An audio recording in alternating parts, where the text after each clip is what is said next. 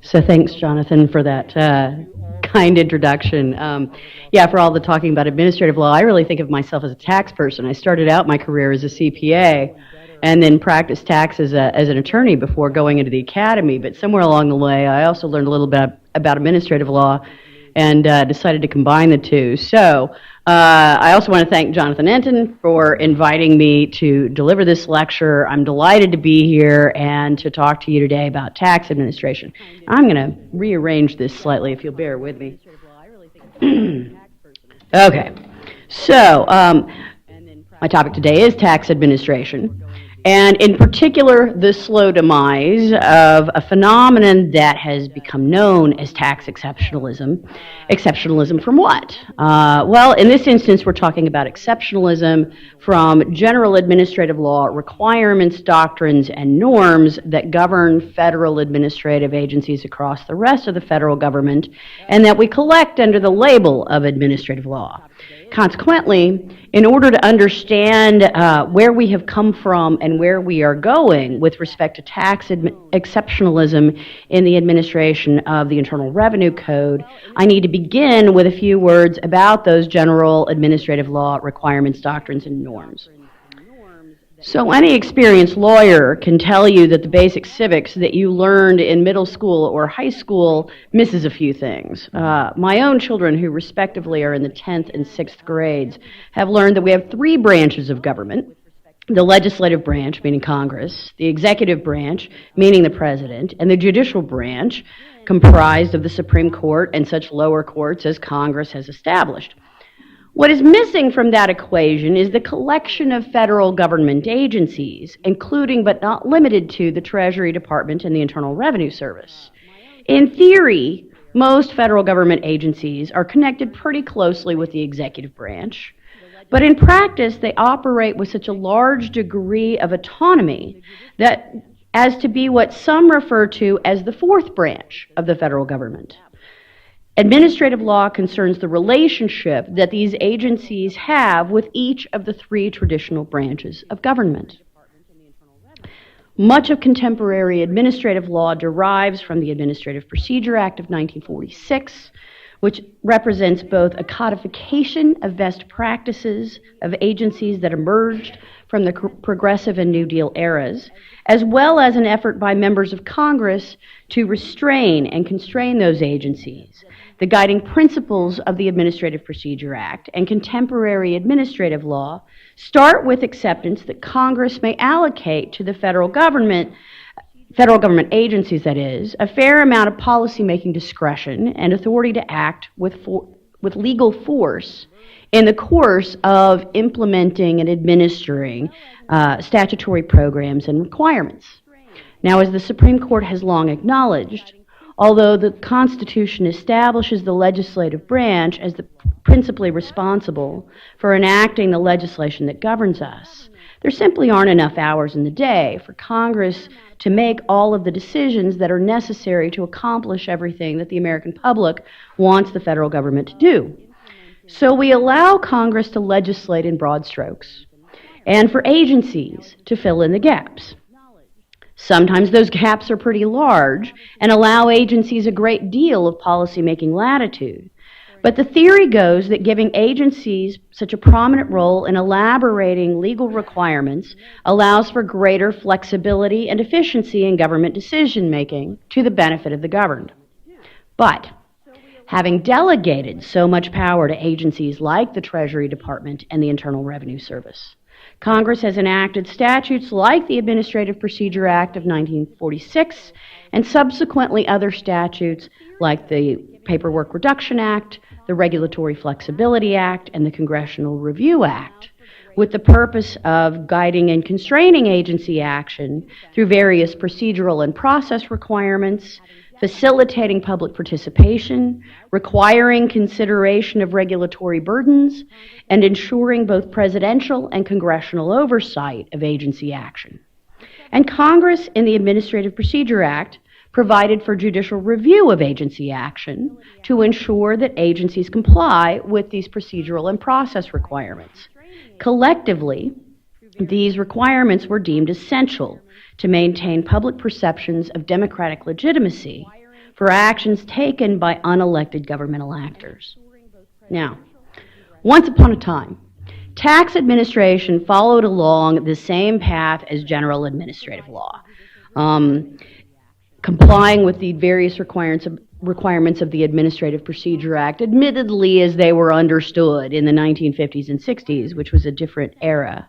But then starting perhaps in the 1970s and certainly into the 1980s, tax administration and general administrative law diverged from one another.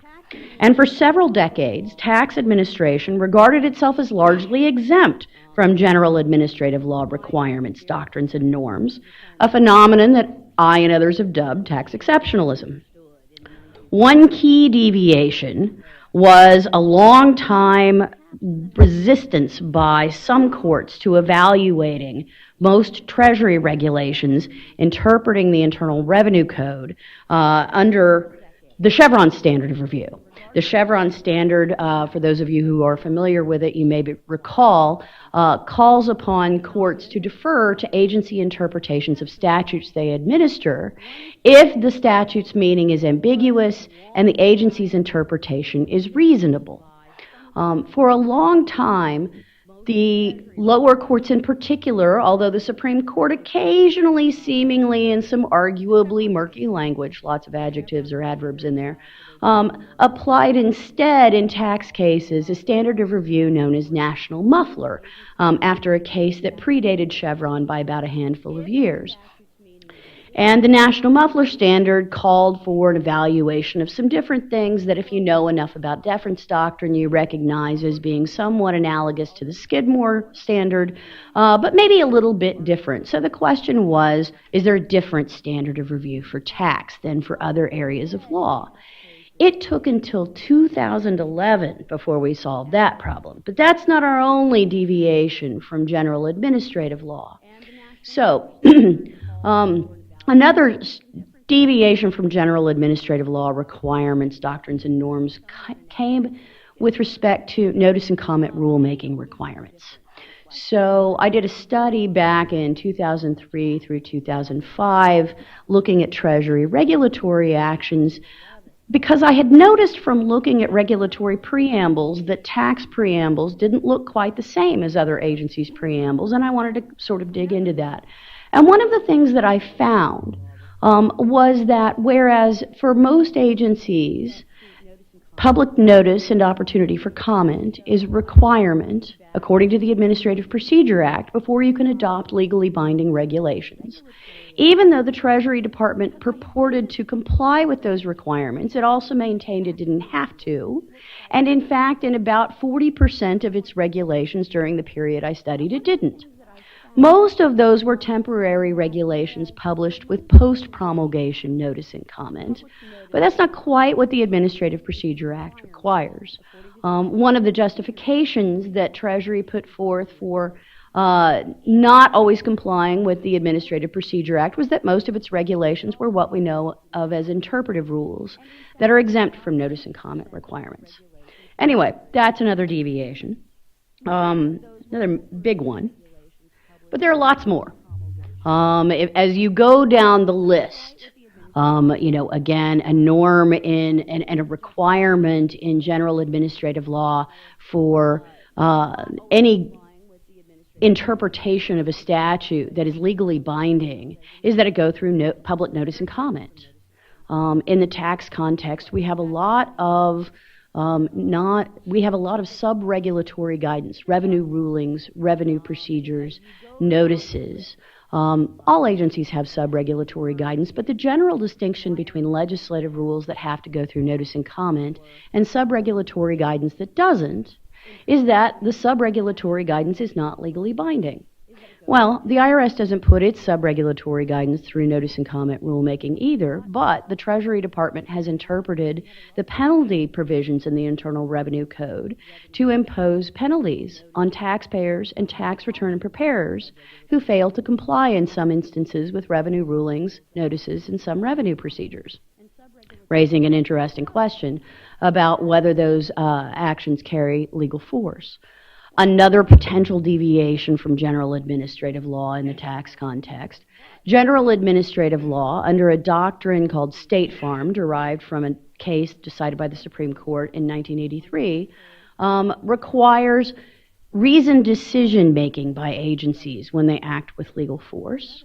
And by reasoned decision-making, we mean that we require agencies contemporaneously to explain what they're doing, to justify their regulatory choices. For many years, the Internal Revenue Manual specifically told Treasury Department and IRS regulation drafters not to justify their regulatory choices in the preambles to their regulations. It's another thing that's changed a little bit recently, but it took a long time. Another general requirement in administrative law, since a case called Bowen versus Georgetown University Hospital in 1988, is that agencies may not adopt retroactively effective regulations. Their regulations are supposed to be prospective.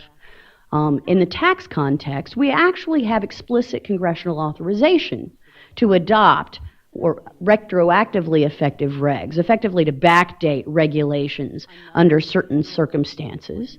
And that's fine. Congress is authorized to, Congress can authorize those sorts of deviations from general administrative law if they want to. But one of the things that's interesting in this regard is Treasury typically does not explain why it makes this regulation retroactive and that regulation not. Lastly, a long-standing norm in general administrative law is pre-enforcement review of Treasury or of agency regulations for both substantive and procedural validity. We've had that since 1967 in a case called Abbott Labs versus Gardner.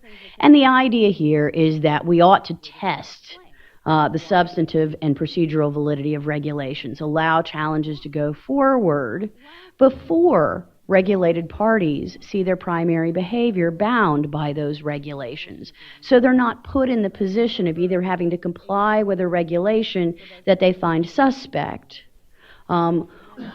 or not comply in order to get judicial review and face civil and criminal penalties.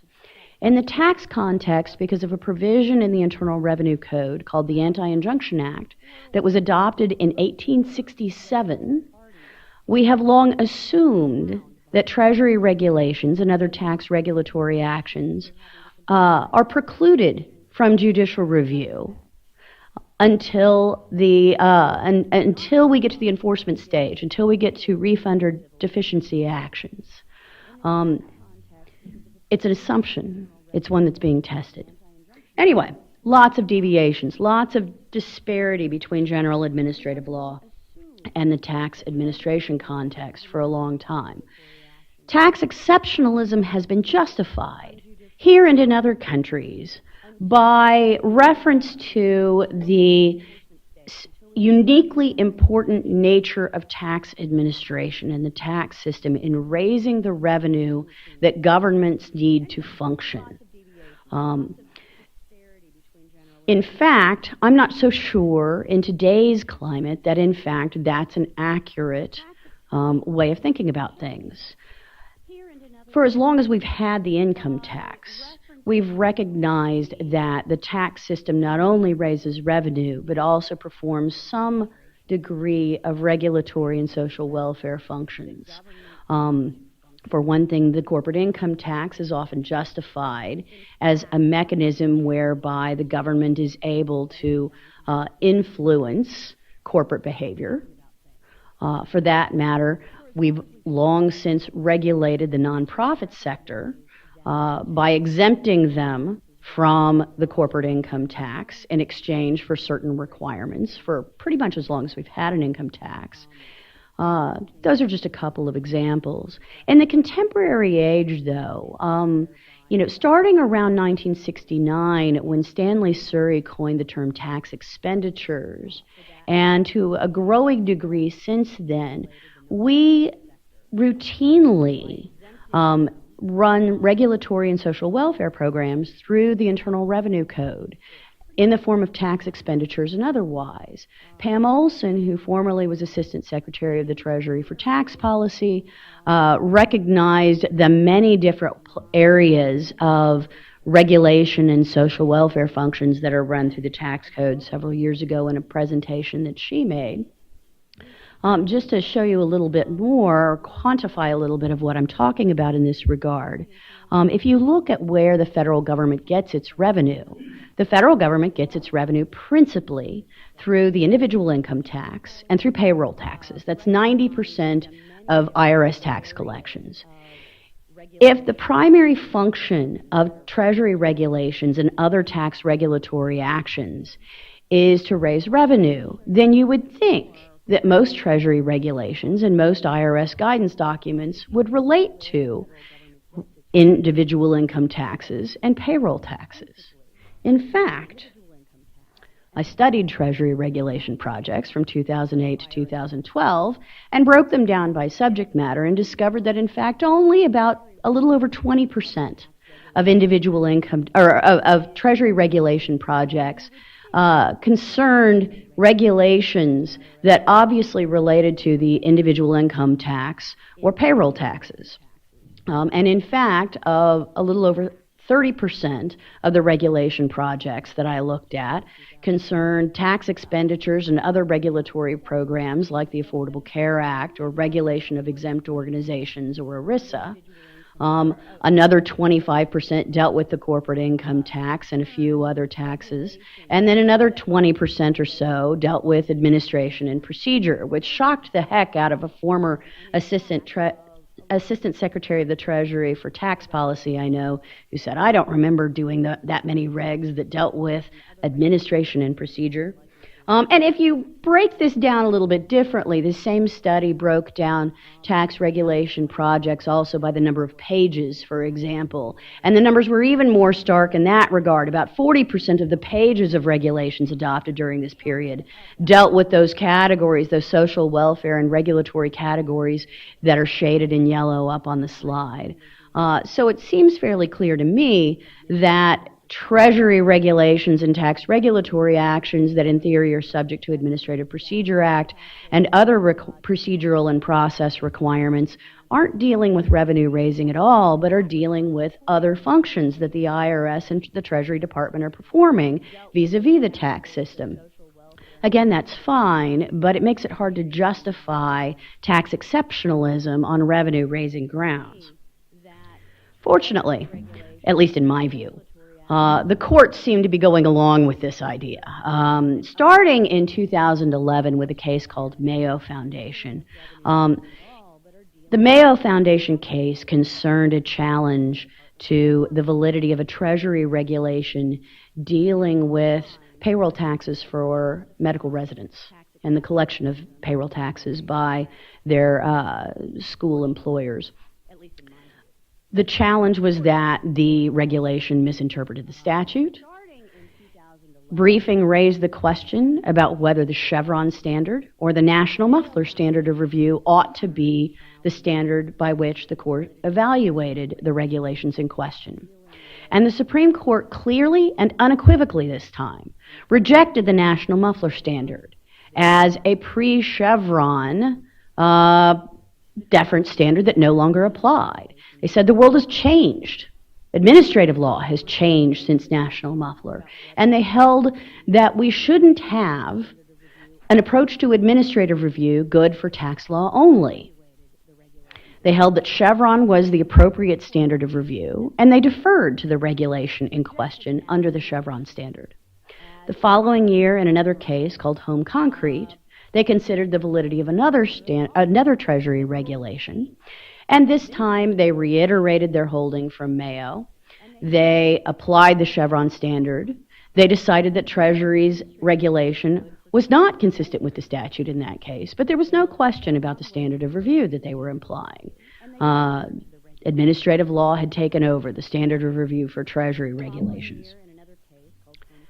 Since the Mayo Foundation case, we have had a steady and growing stream of litigation challenging various tax regulatory actions, Treasury regulations, as well as IRS guidance documents on a variety of administrative law grounds. Sometimes the taxpayers win, sometimes the taxpayers lose. What is particularly noticeable, however, about this strand of jurisprudence is that it's very rare for a court to decide that the general administrative law requirements, doctrines, and norms don't apply in the tax context. So, for example, we have cases holding, clearly and unequivocally, that Treasury regulations are legislative rules, and that they are not interpretive rules that are exempt from the requirements of the Administrative Procedure Act. In fact, no court since Mayo Foundation has held that any Treasury regulation is anything but a legislative rule. And in fact, we've had a couple of occasions in which a court has decided that an IRS guidance document, like a notice, is in fact a legislative rule that should have gone through notice and comment rulemaking. Temporary regulations. Since the Mayo Foundation case, we've had a few judicial opinions that have expressed views about Treasury's use of temporary regulations without a contemporaneous assertion of the good cause of a good cause claim.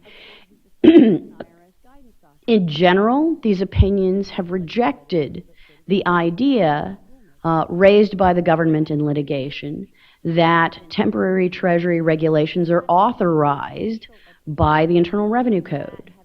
Now, there's only a couple of opinions here. We've got one from the Western District of Texas, and we've got a concurring opinion from Judges Halpern and Holmes of the Tax Court. That's not too much to hang your hat on. More on temporary regulations in a minute. We've also got a line of cases essentially requiring Treasury to comply with State Farm and contemporaneously explain and justify its interpretive choices in its regulatory preambles.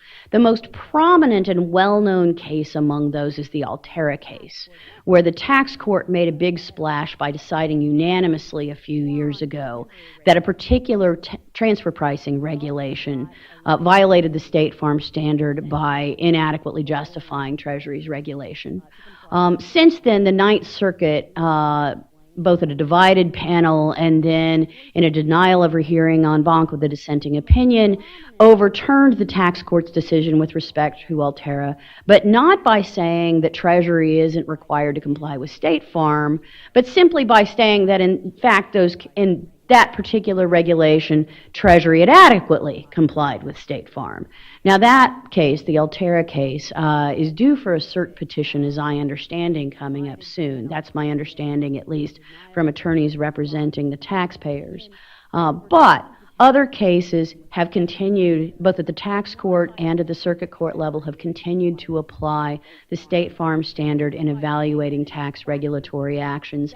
And in particular, in a case called Good Fortune Shipping in 2018, the D.C. Circuit invalidated a Treasury regulation using a combination of Chevron and State Farm, saying that the Treasury regulation in question was unreasonable because Treasury had failed to explain why it kept changing its mind regarding what the statute meant.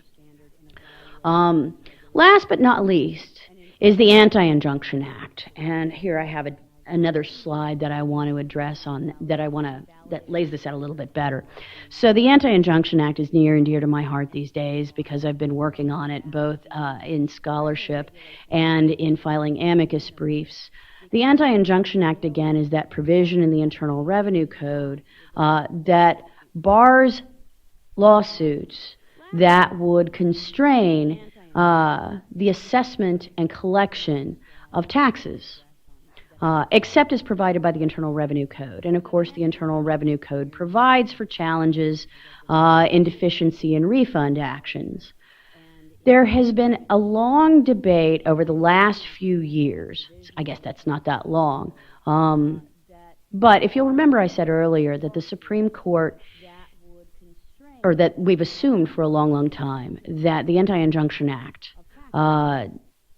does not allow pre-enforcement review of tax regulatory actions. But that's been an assumption. The Supreme Court's never opined on it. We had a couple of circuit court cases back in the 70s that were sort of mixed on it, but the 70s was a very different era in administrative law, and they weren't particularly extensively reasoned at that.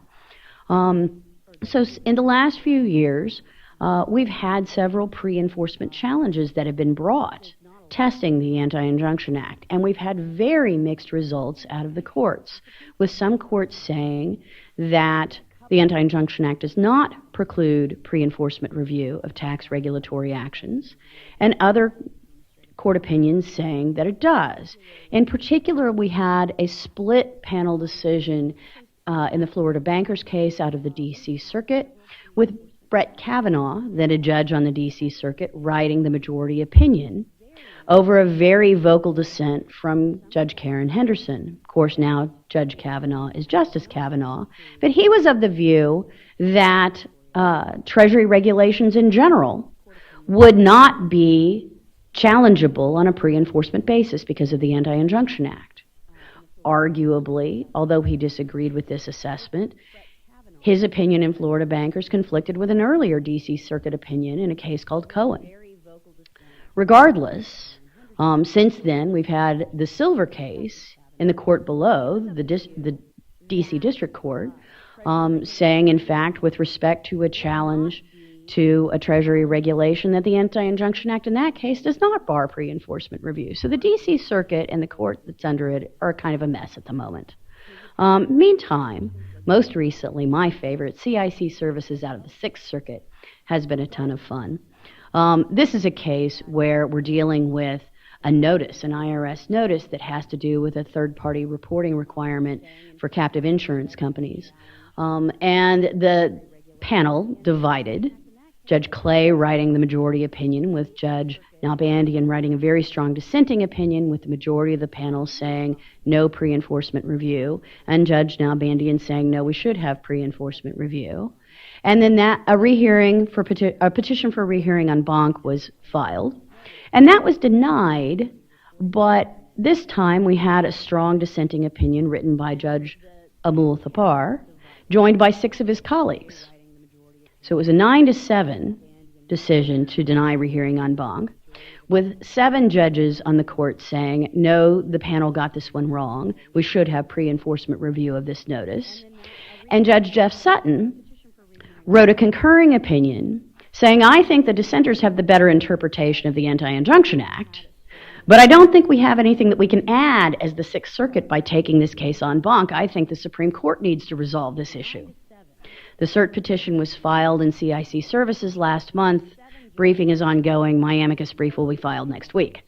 In any event, so the Supreme Court may or may not go ahead and take this question up soon.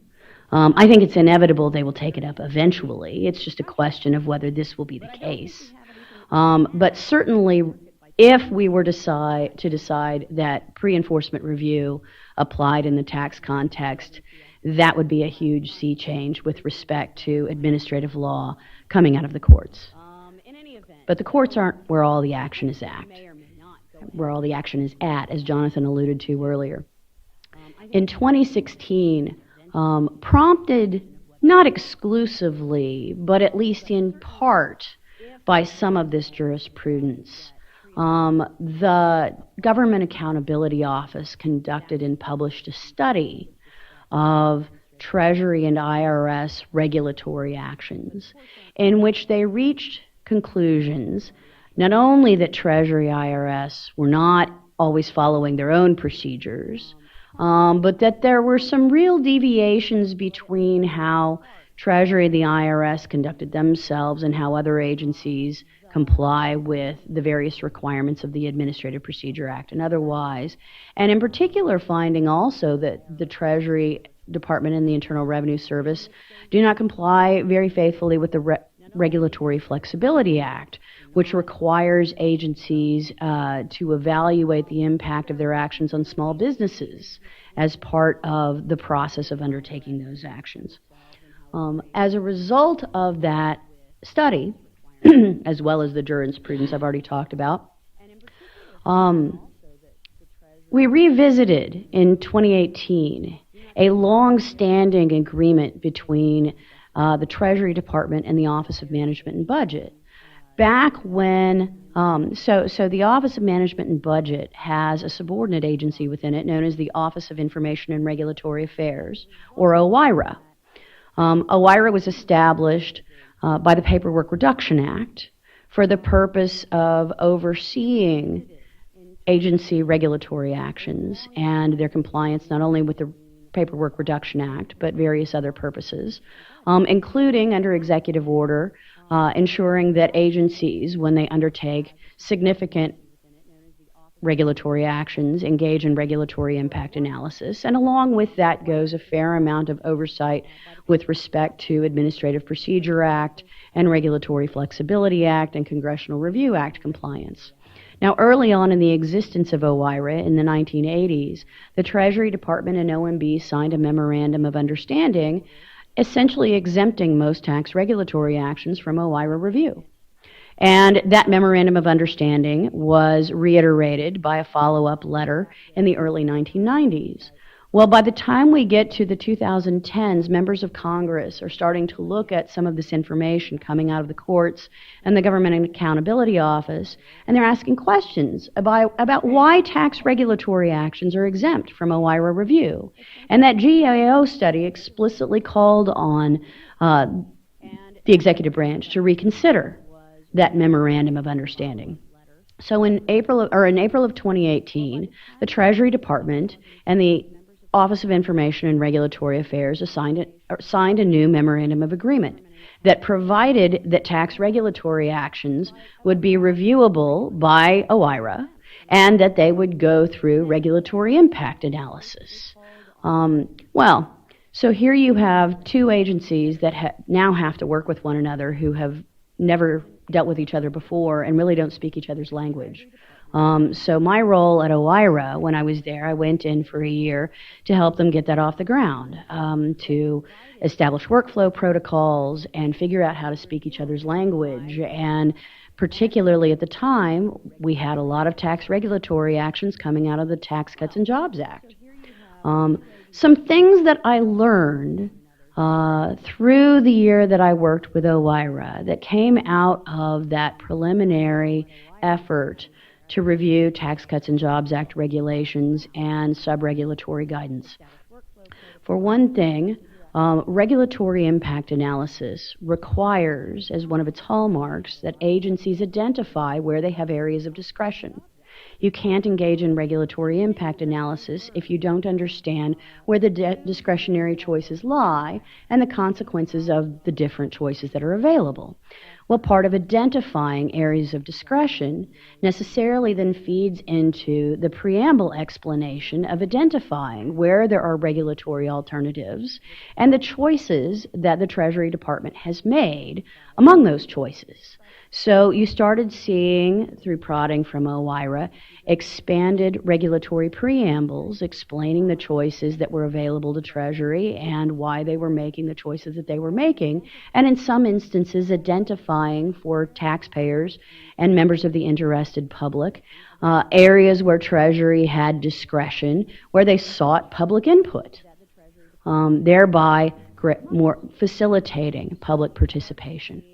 Another thing that I observed was that through OIRA review was that oftentimes Treasury would submit to OIRA a regulation package that would contain a combination of proposed Treasury regulations and sub-regulatory guidance. And one of the questions that we would ask would be, why are you using sub-regulatory guidance in these instances? Why aren't you folding the information that's contained, the interpretations and guidance that are contained in the revenue rulings, revenue procedures, or notices that you propose to issue into the proposed regulations themselves? And we saw OIRA prodding Treasury to put more of its guidance into regulations rather than leaving them in sub-regulatory guidance that to date typically still is not subject to public notice and comment requirements. Those are just a couple of examples of things that were coming out of OIRA review. But something else I think that has come out of that process with respect to temporary regulations. In the entire time that I was at OIRA, I never saw a temporary regulation. Remember that between 2003 and 2005, about 40% of Treasury regulations were issued in temporary form without notice and comment. The Tax Cuts and Jobs Act required a lot of regulations. and one might have expected a lot of temporary regulations with only post-promulgation notice and comment. But in fact, in no small part because of OIRA review, the Treasury Department was not issuing temporary regulations, and in fact, shortly before I left OIRA, they issued a policy statement on the tax regulatory process that contained various different pronouncements, some of which I regard as more political statements than actual statements of practice. You really had to read between the lines with that one. But one of the things that they said in this policy statement, they made a commitment that they would not issue future temporary regulations without a contemporaneous and corresponding assertion of the good cause exception as required by the Administrative Procedure Act.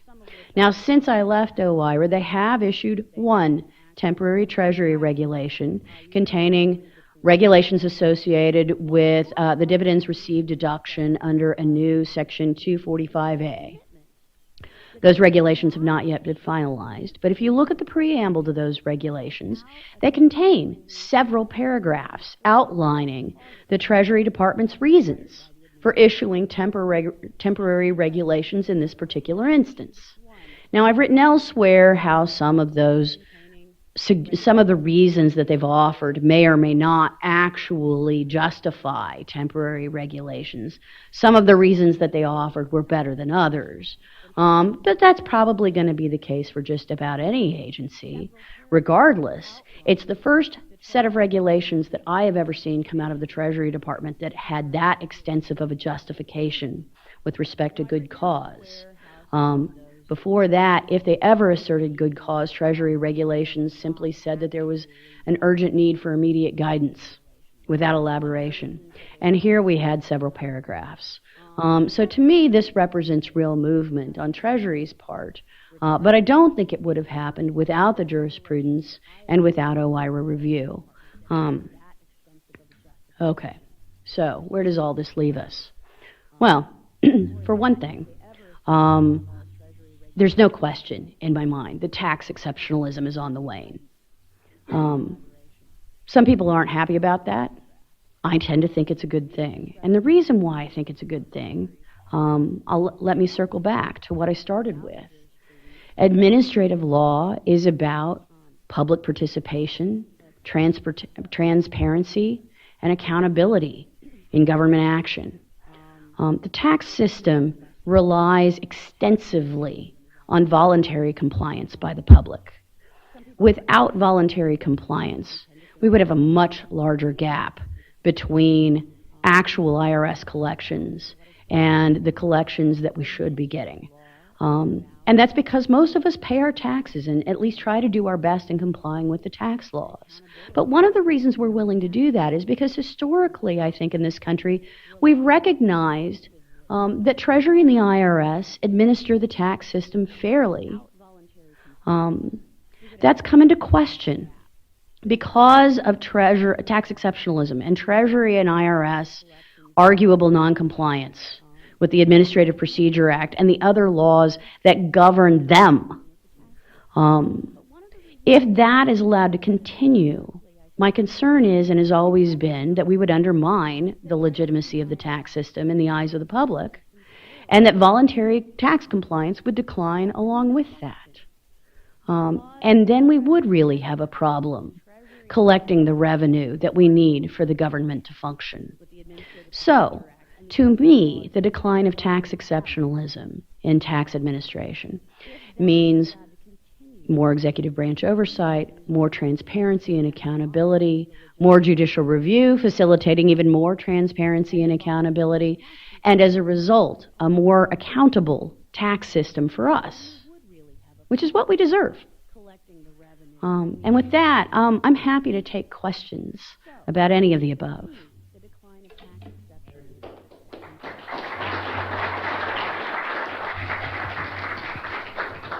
If people have questions, we have a microphone because this is being webcast and recorded. I'm going to steal the moderator's prerogative and ask the first question.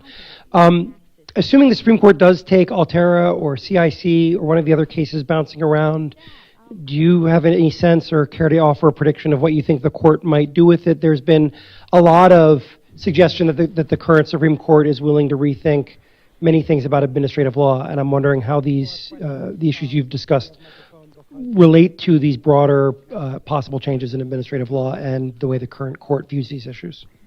Sure. Well, certainly, if nothing else, I feel like the current court is sympathetic in my direction.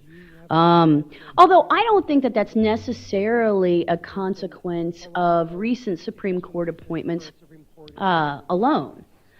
Justices Breyer and Kagan, as well as Justice Ginsburg, have a tremendous amount of administrative law expertise. None of these doctrines are going to be new to them. And I think particularly Justices Breyer and Kagan are very, very concerned about administrative law compliance and good government, just as well as some of their colleagues to their right. Now, with respect to most of the issues that I've talked about, compliance with State Farm, compliance with notice and comment, etc., to me, this is, and one of the things that's always surprised me about the tax exceptionalism line is that these doctrines are such black letter, bread and butter administrative law that have been around for so long that I've always found the tax exceptionalism position a little bit baffling when you dug into the statutes and the case law. Which is one reason why I think, particularly post-Mayo Foundation, the lower courts have been so ready to embrace, oh, of course State Farm applies to tax. And of course Treasury regulations have to comply with notice and comment and the good cause exception. Again, taxpayers may win or lose on the merits under those requirements or doctrines, but no one's really questioning that they ought to apply. So I don't really see the Supreme Court disagreeing with that. Now, with pre-enforcement review, again, Judge Kavanaugh, as a D.C. Circuit judge, opined a couple of times in dissent in the Cohen case and then in the majority in the Florida Bankers case that he thought the Anti-Injunction Act just shuts off pre-enforcement review of tax regulatory actions. I personally don't find his reasoning persuasive. But at the same time, there's no denying that he's now one of 9 at the Supreme Court. In fact, when he was nominated, I said, darn, there goes one of my votes.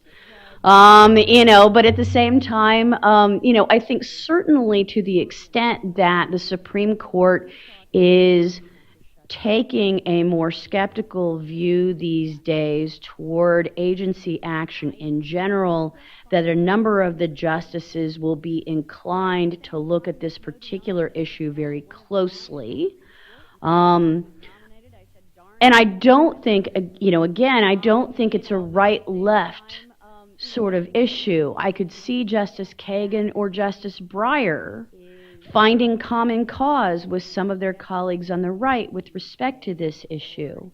I like to think that the 70-page law review article that I wrote on the Anti-Injunction Act might bring Justice Kavanaugh around, but we'll have to wait and see whether that happens. So I don't know how to prognosticate on that one. I'm hopeful, but I'm not laying any bets. Questions for Professor Hickman?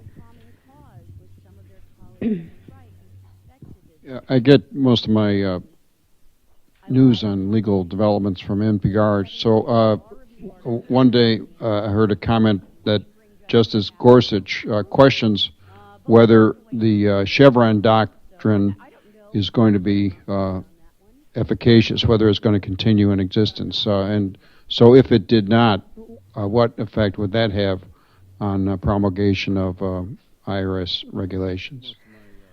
Well, so first thing I'll say about that is I'm highly skeptical that the court actually will overturn Chevron, and I'm happy to tell you why with respect to that as a follow-up if you like. But to answer the primary question you raised, if the court overturned Chevron, I'm not really sure it would make an enormous difference in how Treasury goes about promulgating regulations. I do think my own view with respect to agencies in general, and Treasury is no exception to this, is that Chevron has emboldened agencies to push the envelope with respect to statutory interpretation on occasion. Again, I don't think Treasury is unique in that regard, but I think Treasury certainly has followed along with that trend. So to some extent, overturning Chevron deference might discourage some of that. But so long as we only have post-enforcement judicial review in the tax context, I'm not, it takes a long time for some of these cases to get to court, and a lot of them never get there, with the result that I'm not so sure that Treasury would carve back on its willingness to push the envelope as much as some agencies would in the face of Chevron's demise. Additional questions? I'll ask the follow-up. What's going to happen with Chevron? So the reason I'm skeptical, there are several reasons why I'm skeptical that the Supreme Court will overturn Chevron. The primary one being that if they weren't willing to overturn our deference or Seminole Rock deference in Kaiser versus Wilkie last term, then I cannot imagine they'd be willing to overturn Chevron. Kaiser versus Wilkie dealt with this standard our or Seminole Rock deference that applies to judicial review of agency interpretations of their own regulations, and was called for controlling deference unless the agency's interpretation was clearly erroneous. But it was a very poorly reasoned or under-theorized standard of review that came from the 1940s and sort of had percolated and rolled forward along without a lot of Supreme Court inquiry or justification along the way until the last few years. And after several justices called for its reconsideration and even called for it to be overturned, in Kaiser versus Wilkie, the Supreme Court ended up retaining it, albeit in a largely curtailed form. But they nevertheless retained it. Now, Chief Justice Roberts wrote an opinion in Kaiser versus Wilkie saying, we're not saying anything about an eventual case concerning Chevron. But they retained Kaiser versus Wilkie on stare decisis grounds and with an extensive discussion about the role that agencies play in our system of government. And, if you look at Chevron, which is much better theorized and has been defended on multiple times on multiple grounds by multiple Supreme Court justices, the same stare decisis considerations hold. Agencies arguably have even more of a claim to judicial deference in light of congressional delegation with respect to their interpretations of statutes than they did with respect to interpretation of their own regulations, where they would be both drafter and interpreter. And so I have a very difficult time after Kaiser versus Wilkie seeing that the Supreme Court is going to invalidate Chevron. Along with that, I will point out that while there's been a lot of talk about reconsideration or reevaluation of longstanding principles of administrative law, the court in general has seemed in this regard to move relatively incrementally.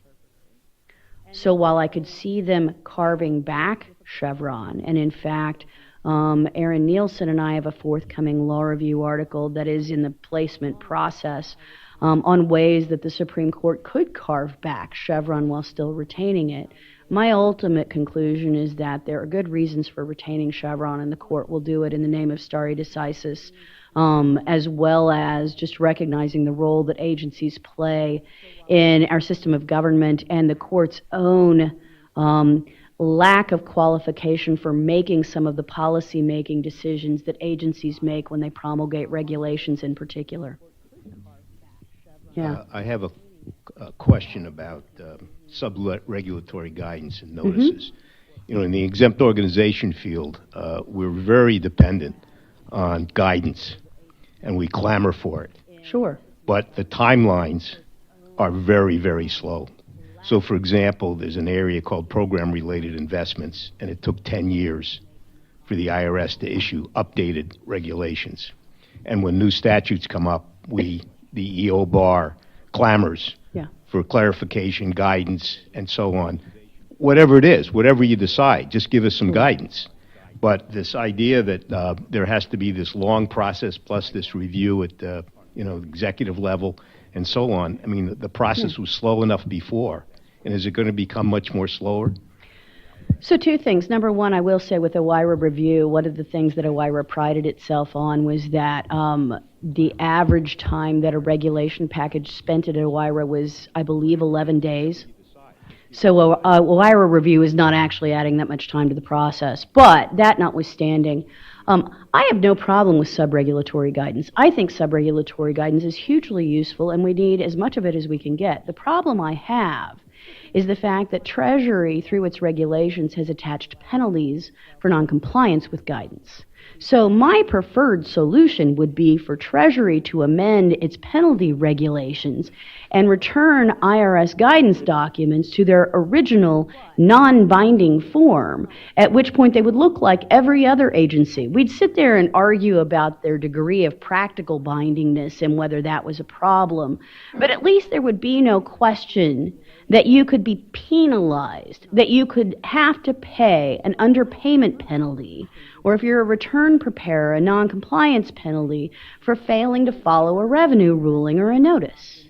And there are other places in the code, that attach other penalties, particularly to notices, for example, with respect to reporting of tax shelters. To me, there's just no justification for attaching penalties for noncompliance to a document that has not gone through notice and comment rulemaking if you don't have public participation in the promulgation process. We have time for one more question. Is there another?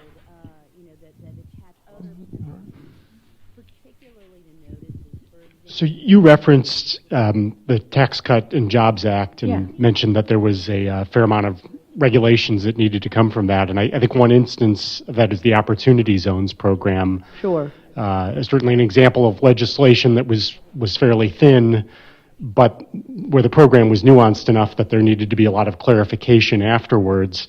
And yet you also had this countervailing tension in that some of the tax benefits that went along with the program were at risk of expiring before the clarification even came from the agency. So how does that fit into your narrative in terms of the ultimate approach that the Treasury Department took to clarifying and doing rulemaking associated with that program? Is that consistent with the direction of the rulemaking trend that you've been mentioning? Yeah, absolutely. So first of all, Section 7805B of the Internal Revenue Code, of course, allows Treasury to backdate any regulations that it adopts within 18 months of enactment of legislation. So there were opportunity zones, at least proposed opportunity zones regs, and I think final opportunity zones regs, although I'm not positive about that last, before that 18-month window closed. Now, the way, so Treasury put out proposed regs, I believe with the Tax Cuts and Jobs Act, especially with some of those more time-sensitive regulations, that Treasury was fairly explicit in saying, okay, these might not be the final regs, but we're not going to litigate against anyone who complies with the proposed regs. And, proposed regs can't be legally binding, but you can say it's a litigating position. And we're not going to enforce against anyone who follows the guidance that we've given them. I think that's entirely consistent with the Administrative Procedure Act, and I think that's largely how Treasury approached the regulatory process in the face of the Tax Cuts and Jobs Act. And yeah, they had a lot of regulations that they needed to get out quickly. And in particular, they really pushed hard to get regulations out within that 18-month window. And I think they did a spectacular job of doing that. But to me, they did that with OIRA review. They did that with greater compliance with the Administrative Procedure Act. They did that without temporary regs. So that just demonstrates to me that when push comes to shove, they can do it. And they don't need these extra legal tax exceptionalist approaches that they've relied on for all of these years in order to accomplish those goals. Alrighty, we're going to call it there. Please join me in thanking Professor Hickman.